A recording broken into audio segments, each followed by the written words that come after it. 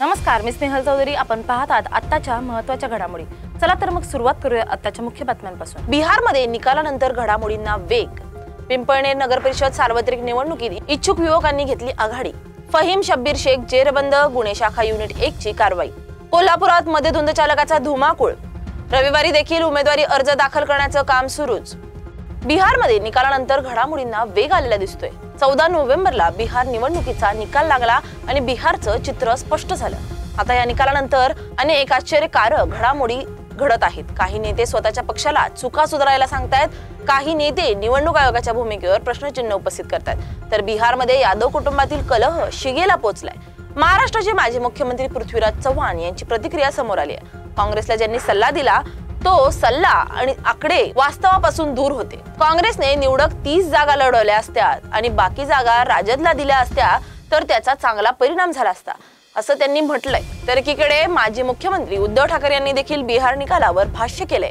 तेजस्वी यादव यांच्या सभेला एवढी गर्दी होती, ती गर्दी काय AI ने जमवलेली गर्दी होती का? अप्रत्यक्षरित्या त्यांनी निवडणूक आयोगावर प्रश्नचिन्हच उपस्थित केलंय. तर बिहारमध्ये पराभवानंतर यादव कुटुंबांमध्ये मोठा वाद पाहायला मिळतोय. लालू प्रसाद यादव यांची लेक आणि तेजस्वी यादव यांची बहीण रोहिणी आचार्य यांनी राबडी देवी यांचं निवासस्थान तडकाफडकी सोडलंय. त्यांनी राजकारणापासून आपण लांब राहणार असून कुटुंबांशी संबंध तोडत असल्याचं म्हटलंय.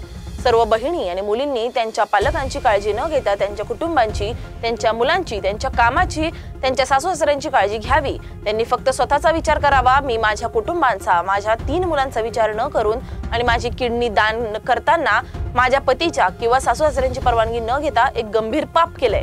माझ्या देवाला, माझ्या वडिलांना वाचवण्यासाठी मी आज जे वाईट म्हटलं ते केलंय. तुम्ही सर्वांनी माझ्यासारखी चूक कधीही करू नका. रोहिणी सारखी मुलगी कोणालाच होऊ देऊ नका, असं त्यांनी एक्स अकाउंटवर पोस्ट करत म्हटलंय. वळूयात पुढच्या महत्त्वाच्या बातमीकडे.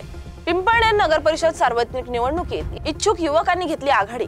धुळे जिल्ह्यातील सर्वांचं लक्ष लागून असलेल्या पिंपळनेर नगर परिषद निवडणुकीत युवकांनी घेतली भरारी. आज रविवार असून ही उमेदवारांसाठी फॉर्म भरण्यासाठी सुरू ठेवण्याचा निर्णय शासनाने घेतला होता. पिंपळनेर नगर परिषद येथे सर्व कागदपत्रांची पूर्तता करण्यासाठी कार्यालय व परिसरात व्यवस्था करण्यात आली असून आज रविवार असल्याने इच्छुकांच्या गर्दीने परिसरात मोठी गर्दी झाली होती. 123 इच्छुक उमेदवारांनी आज अपक्ष म्हणून उमेदवारी सहकार्य यासोबत अर्ज दाखल करण्यासाठी कार्यालय मोठ्या प्रमाणात गर्दी केली होती. नगराध्यक्षपदासाठी इच्छुक उमेदवारांनी देखील अपक्ष फॉर्म दाखल केला असून त्यात डॉक्टर योगिता जितेश चौरे, गायत्री साहेबराव देशमुख यांनी अपक्ष फॉर्म भरलाय. फहीम शब्बीर शेख जेरबंद गुन्हे शाखा युनिट 1 ची कारवाई. 2 गुन्ह्यात पाहिजे असलेला फहीम शब्बीर शेख गुन्हे शाखा युनिट क्रमांक 1 ने विनाताई ठाकरे स्टेडियम परिसरातून शिताफीने अटक केला गेलाय. 3 गंभीर गुन्ह्यांमध्ये त्याने कबुली दिली असून पुढील तपासासाठी त्याला मुंबई नाका पोलिसांच्या ताब्यात देण्यात आले. कोल्हापुरात मध्यधुंद चालकाचा धुमाकूळ. कोल्हापुरात मध्यधुंद अवस्थेत असलेल्या वाहन चालकाने गजबजलेल्या ठिकाणी वाहनांना धडक देत गोंधळ उडवला. या अपघातात 2 वाहनांचं नुकसान झालं.